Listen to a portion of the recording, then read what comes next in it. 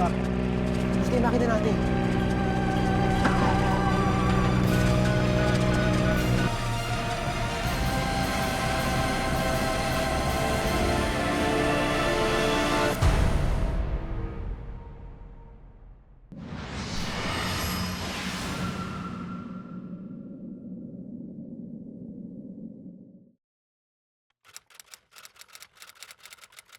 Mr. Abrazado, Yes, Doc. Kamusta po? congratulations. It's a healthy baby boy. Yes! Thank you po. Thank you, Lord. Congratulations again. Salamat, Doc. So, very thankful talaga kami kay Lord nun kasi siguro hindi niya, kasi ang gusto namin talaga 8 yung ano niya, date of delivery. Pero yung 8 nga, grabe yung baha, grabe yung traffic kasi 5, hindi siya natuloy panganak. Pero nung early 2 a.m., doon siya doon namin siya niras sa hospital. Walang baha, walang traffic whatsoever, walang kahit anong abala papunta sa hospital. So, praise the Lord kami nun. Napaka-elated ng feeling namin kasi firstborn baby and kasi nabuntis ako after a year pa namin na makasal. So, ang tagal naming hinintay yung baby. Ngayong andito na si Baby Blaze, mas dodoblehin ko pa yung sipag ko sa pagtatrabaho, ha? Siyempre, dapat paghandaan ko na yung future nitong pogi kong anak. Alam mo, Jun, naiintindihan ko naman yung dedication mo sa trabaho mo eh. Pero sana, hindi masakripisyo yung oras mo para sa amin ni Blaze. Para sa pamilya mo. At alam ko naman na mas maiintindihan mo dahil sa sitwasyon natin na palagi ako mawawala. Dahil itong trabaho ko, palagi akong on call. Alam mo, buti na lang si Sek lang ang karibal ko sa'yo, no? Tsaka, ang bait din kasi ng boss mo kaya wala akong problema. Pero ito ang sinasabi ko sa'yo. Huwag mo lang dodoblehin yung sipag mo. Dapat triplehin mo yung pag-iingat mo. Kasi, dalawa na kami maghihintay sa'yo. Ang sweet naman ng asawa ko. Kaya love ko kayo ng mama mo eh. At oo naman, mag-iingat ako palagi. Pangako yun. Ngayon pa, daragdagan yung inspirasyon ko. Alam mo kasi nung naging aide siya, very dedicated talaga siyang aide. Bawal siyang i-text kapag naka-duty siya. Gusto niya 100% nakafocus siya kay secretary. 1 week, nung Friday, alam ko na mag-duty ako ng Saturday. So, August 17, hanggang August 17, nag-ano pa rin ako doon kay baby. Nag-duty pa rin ako kay baby. Asan yung papakuluan kong tubig? Kanina ko pa po hinanda, Commander. Pagdating sa bahay, ikaw yung boss ko at ako yung personal aide mo. Ay nako, tigilan mo nga ako, Mr. Abrazado. Ikaw ang lalanggasan ko dyan eh. Nahuli ng mga otoridad ang sospek sa tirahan nito sa Santa Cruz, Maynila alas 10 kagabi. Todo tanggi naman ang sospek sa mga paratang ni Daniel. Ako, sigurado ako. Yung tsuhi niya yung pumatay sa kanya. Ito naman, may conclusion ka kaagad? Huwag ka masyadong judgmental. Ano ka ba? Sinubaybayan ko yan, no? Parang soap opera kaya yung buhay niyan. Basta, sigurado ako. Yung tsuhi niya may kasalanan. Please.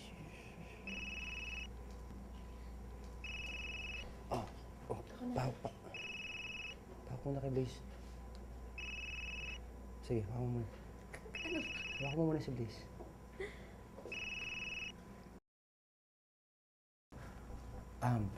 Apo. Bukas pa ng umaga susunduin. Sige po. Salamat.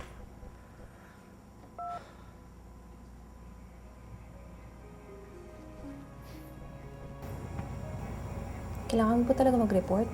9 days pa lang si Blaze ah. Diba sinabi ko naman sa'yo, 1 week lang yung pinaalam ko sa opisina. Eh pero, Pinag-usapan na natin to, di ba?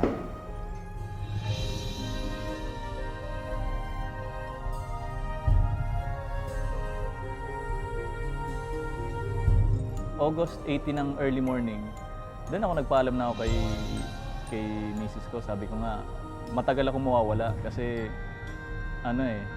nag-duty ako, ginutihan ako ng matagal. So ako naman mag-duty ng matagal. So sabi ko, matagal akong mawawala. Yun ang paalam ko kay misis.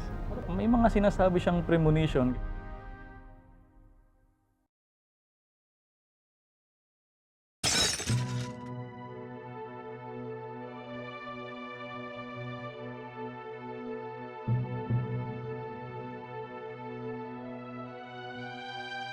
Sigurado ka bang aalis ka pa? Trabaho yun. Paano ba yan? Wala nang lalagyan ng gatas si Blaze. Okay lang yan. Ako na bahala dyan. Sasanay din naman ako pag alis mo eh. Followed by yun yung paalam ko sa kanya na sabi ko, mawawala ako ng matagal. Huwag ka na kaya umalis. Sige na. Malilate na ako eh. Nantay na ako ng boss sa condo. Okay?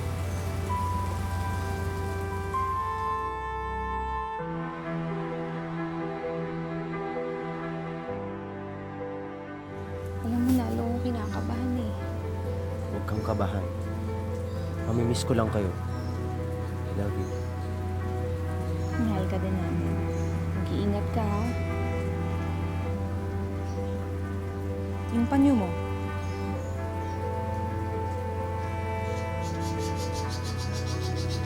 Iingatan mo yan at huwag mong ilalayo sa katawan mo. Naintindihan mo? Yes, Commander.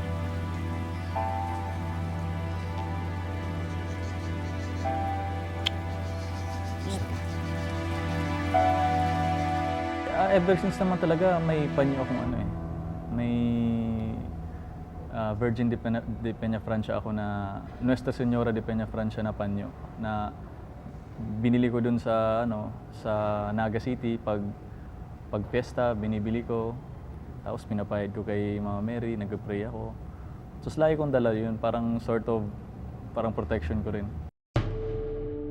Sa tapat at tuwing na pamamahala, pinatutunayan natin ang mga pangarap na dating kinakabutan. Si Jun Abrazado po ito. Yes, official aid po ni Secretary Robredo. Just want to confirm yung flight po namin papuntang Bicol. Okay po, 3 p.m. Salamat po. Paalis na rin kami ni Sir dito. Kailangan niya pong maabutan yung event ng anak niya sa Naga.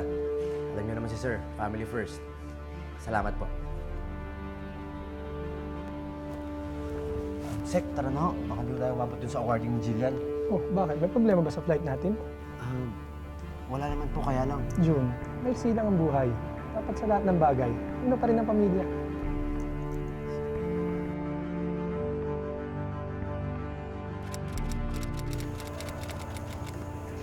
Are we all set, Sec? Yes, we're ready. Are we good to go? Anytime, Sec. I'll fly the plane, and this is my co-pilot, Chan. Hi, sir. We have a good weather today. Let's go. Copy?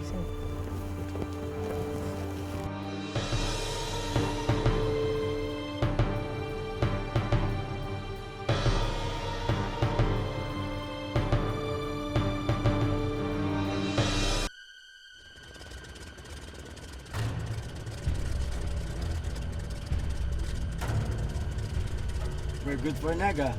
June, okay ka na? Okay na, okay, Captain.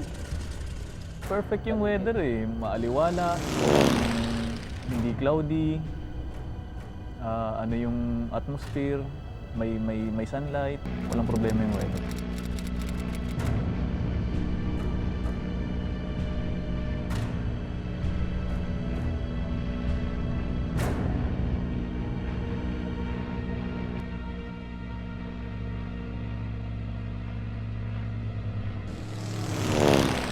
Ano pa nga sa amin yung mga pipirma ko kapatid?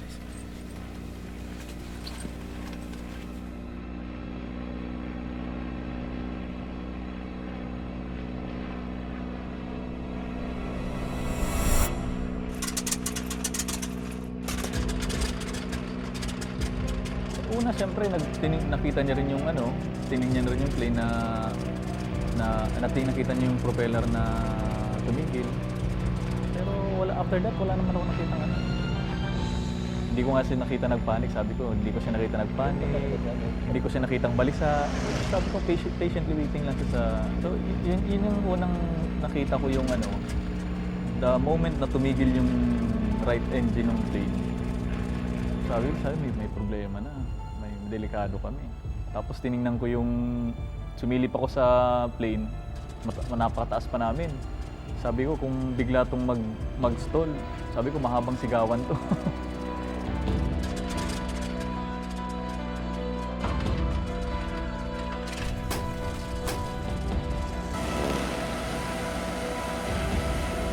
Captain, ano ba nangyari? Okay pa ba tayo?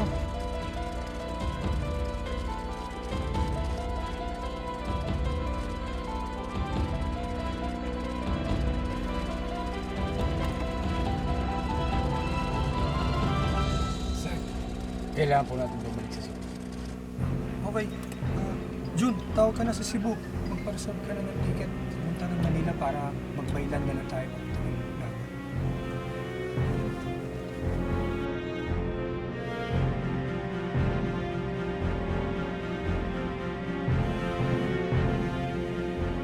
Naka-stable siya eh. Parang walang sudden movement sa plane nung nag-stop yung right engine. Ano pa rin siya, stable pa rin siya. Oh, Lenny, may konting problema rito sa aeroplano eh. Pabalik kami ng Cebu tapos baka magbaylan na lang kami ni June papunta dyan. Oo, hintayin niyo ako. Darating ako. Kamusta swimming ni Jillian? Galing ah. Okay. Sige. Bye. Boss, okay na po. We'll coordinate na lang po pag-land natin sa Cebu. Good job, June.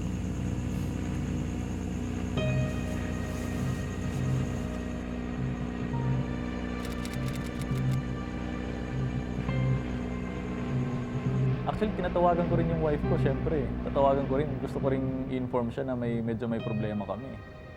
Kasi alam ko rin mga possibilities na baka hindi ko na siya matawagan ulit.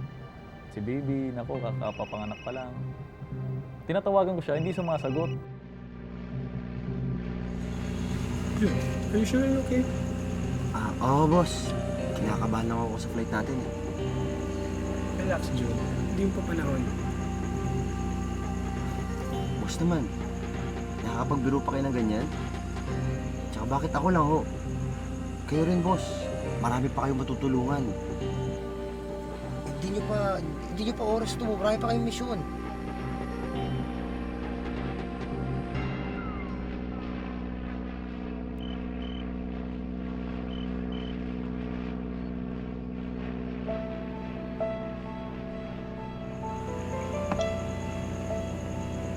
Oh, sino yan?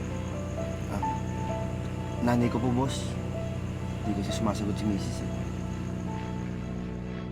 Yung mother ko, nag-text bigla sa akin. Nangumusta siya sa akin, kumusta na, uwi ka ba ng Bicol? So ang reply ko sa kanya, immediately, sabi ko, ma, mag-emergency landing kami. Kasi wala na akong ibang naisip ma-text eh, kasi yun lang talaga yung situation namin.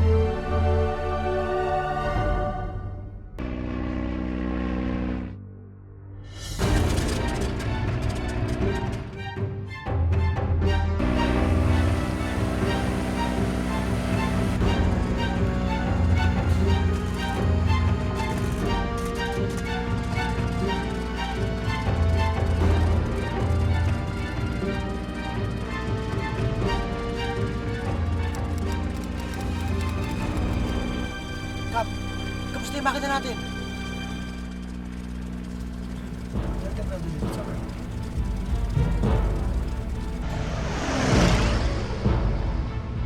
Yun ang huling nakita ko na observe ko kay Captain Jessup. Kasi hindi siya tumitingin sa amin sa likod. Lagi lang siya naka-straightforward, nagmamaneho. Nung before nung nosedive, nakita ko siyang lumingon sa amin, sa rear side. Doon ko siya nakita na struggling pala siya dun sa plane. Kasi nakita ko siya mapula, tapos parang yung mata niya, parang ano na, worry rin pala siya talaga. Medyo nahirapan na rin siya. So parang last glance na sa amin.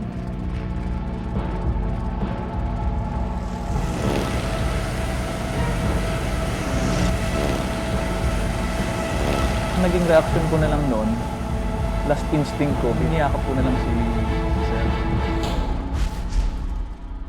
Magandang gabi po. Kapapasok lang pong balita.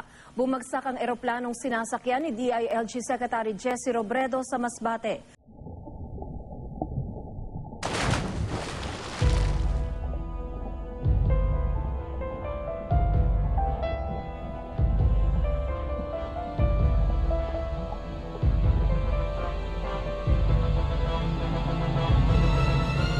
Nawalan ako ng malay. Next doon is yung nagising na akong umuubo na ako sa plane. Hindi ko nakita si Captain Jesup, hindi ko nakita si Chan. Si Sir sa tabi ko, hindi ko rin nakita. Sa kaka-recall ko ng mga nangyari sa akin, ang nabilang ko is 4 miracles. Call it maybe luck or divine intervention, malakas ang paniniwala mo sa Panginoon. Kung talagang bubuhayin ka talaga. Yun ang pinaka very first miracle doon. Magising ka sa ganung klaseng plane crash is something na hindi out of ordinary yun, na upon impact. Kung makita mo naman yung plane, parang vehicular accident na nag-head-on collision sa yung itsura ng plane. So kung magising ka doon sa loob, very very miraculous. Then miracle or chance, kung anong tawagin ng ibang tao, or luck, is yung may butas dun sa plane. Kasi yung seatbelt pa nga lang, hirap na akong tanggalin. Ang dali lang nang tanggalin ng seatbelt. Pero having an injured arm, buti na lang may butas akong nakita.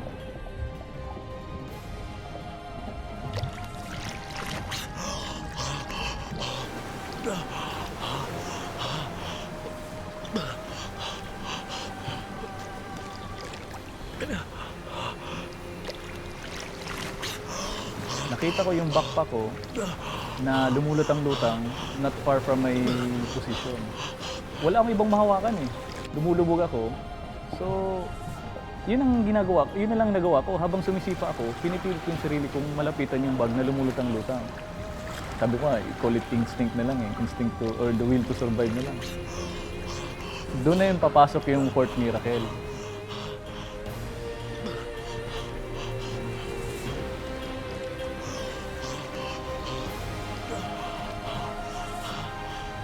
May nakita akong bangka na paparating sa akin.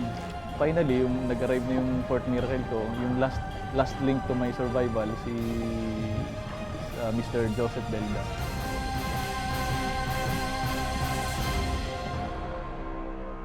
Nakita ko po yung eroplano, gumiwang-giwang, kasi sumabay po ako, tapos bigla pong bumulusok.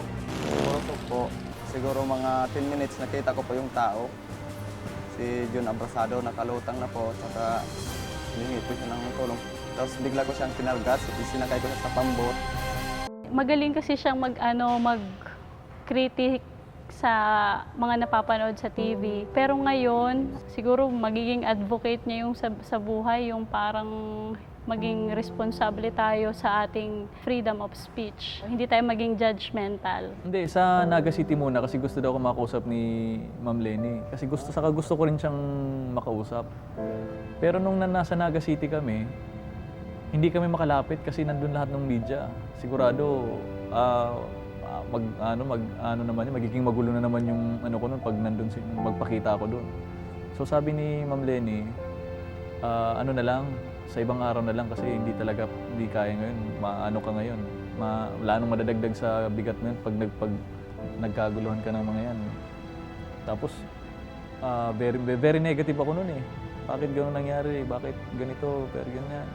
Araw-araw nga ata, kausap niya yung mom ko. Kasi parang araw-araw siya nagsasorry. Parang kami, no, you don't have to apologize. Kasi never naming naisip na we are someone to blame. Tapos naalala ko, nung pinakita ni Papa yung picture ni Baby, tapos naalala ko, may pala ako. may baby pala ako. Parang sa...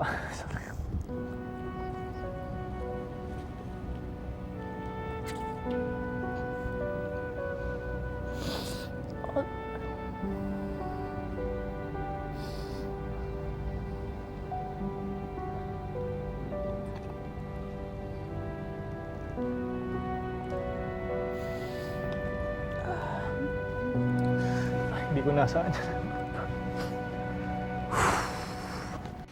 His death was unexpected, but I believe that for Jess, he was not taken before his time.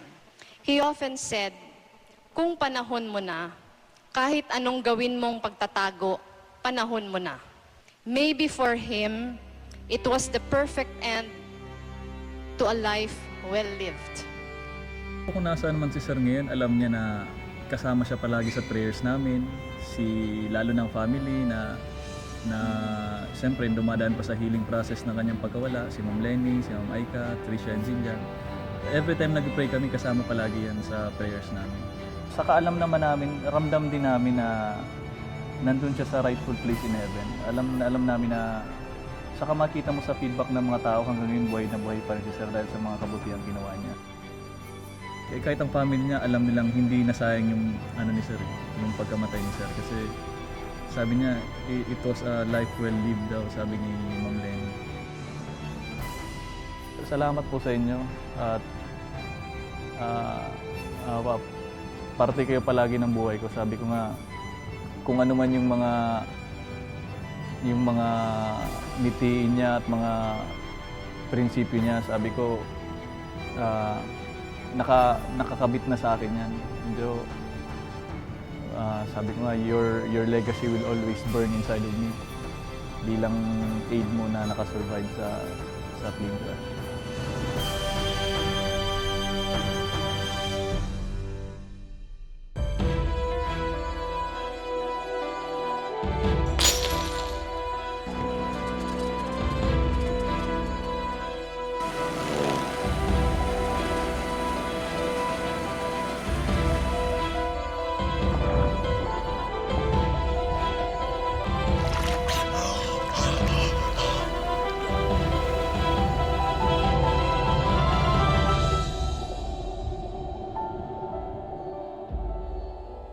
Ever since di pa ako sumasakay. Kasi iniisip ko pa lang na nakaupo sa eroplano, medyo mahirap na eh. Aside from other aspects na overcome ko na, pero siguro kung kailangan kong sumakay, sasakay ako kung kailangan. Ngayon nasa Camp Crame ako, very busy rin ako sa trabaho ko ngayon. Naabot ka kong palaging overtime, minsan sa office na ako natutulog. So, preoccupied yung mind ko. Aside from nandun pa yung family mo, uwi ka sa baby mo, kukulitin ka, kikipaglaro sa'yo, bilis lumaki. Kailan lang, nag-birthday lang nung August 9. So, sabi nga, there's so much to live for. Maraming dahilan para mabuhay. Bilang wife and mother, I'll try my best na maging mabuting asawa at mother kasi second chance din yung binigay sa akin ni Lord na maalagaan ko siya at saka yung baby ko. Kung wala yung mga pamilya ko, lalo na yung misis ko saka yung baby ko, hindi ko kakayanin. Baka bumigay ako. Siguro hindi rin maunawa ng iba yan kasi hindi pa siguro nalagay yung buhay nila sa bingit ng kamatayan. Yung cardinal rule ng isang piloto is to maintain aircraft control, analyze the situation, take proper action. So pag nandiyan na yung signal na hindi nyo na kaya, prepare for touchdown. Protektahan mo yung katawan mo, especially yung ulo na nakaganyan ka. Kasi yung safety belt, gumagalaw din yung kahit paano. Hindi ka aabot dun sa hard object. Sa sitwasyon na ikaw ang capable tumulong, so siyempre, checkin mo muna ang sarili mo. Pare-pareho kayo nung nakaranas ng impact. Hindi mo alam kung may tama ka. So, pakikiramdaman mo muna yung sarili mo kung wala kang damage. Kung sa tubig, pare-pareho naman kayo rung may survival water LPU. So, pag na-inflate mo yung sa iyo, pwede ka nang tumulong.